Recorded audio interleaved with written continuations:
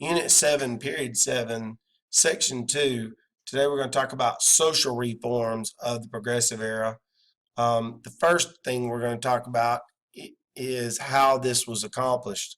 And it was mostly accomplished through the writings of investigative writers and journalists who would go and investigate the graft and the corruption of many of the city government leaders.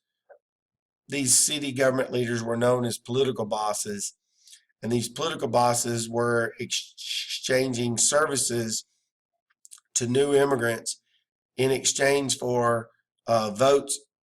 And oftentimes there was a lot of graft going on where, because of the ignorance of the new immigrants coming into the United States, a lot of money was pocketed by um, government officials in the largest cities.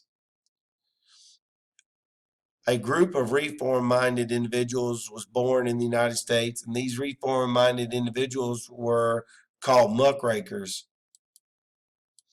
Attacking the largest monopoly in the United States, Standard Oil, was this wonderful woman named Ida Tarbell.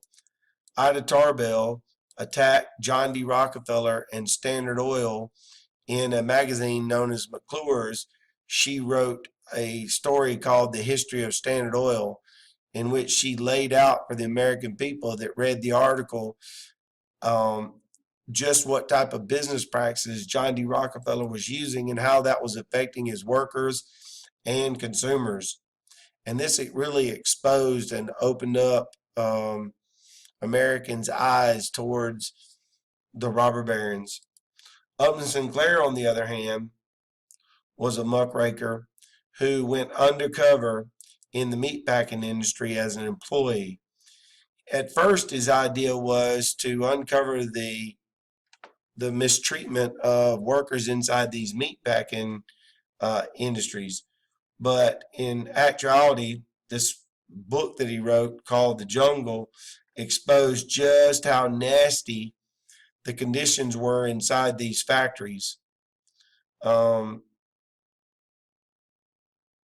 They and what they did to these cows before their death, and the use of all parts of the cow in the meat, and just the nasty conditions that were found inside the factories. Odors so bad, some that had gone to the bad.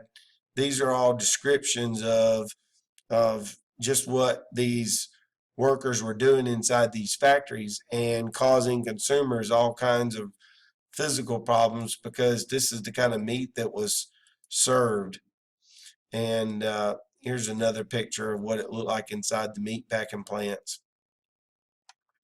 The American public had no idea that this is what their meat was looking like before it was served. And so the government, there's going to be a demand by the public that the government go back in and reform and clean up and inspect these places where this food was being made. And that's why you're going to see the beginning of use of federal inspectors and inspections to ensure that companies are following health guidelines in the production of food. Another social reform of this time period was a Supreme Court case known as Plessy versus Ferguson. Shown in this drawing here, Plessy is sitting in a chair. The problem for him is he has purposely chosen to sit in a railroad car in Louisiana that has a sign over the door that says whites only. The state of Louisiana did provide railroad cars for its black citizens, but they were required to ride on those train cars. In the court case, Plessy versus Ferguson, Plessy sued for equal access to the trains in Louisiana. The Supreme Court ruled against him, saying that it was okay for the South to separate the races as long as the facilities that were being used were equal.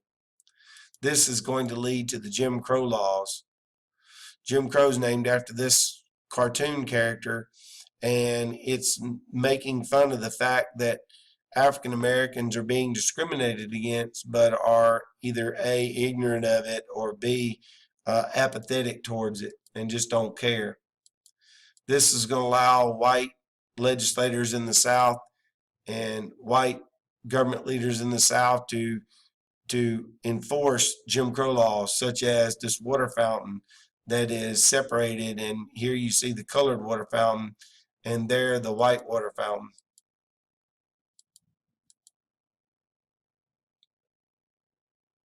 Here's a separate waiting room for African Americans.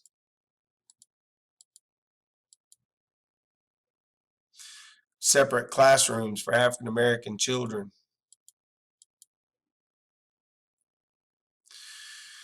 Even art and music was separated.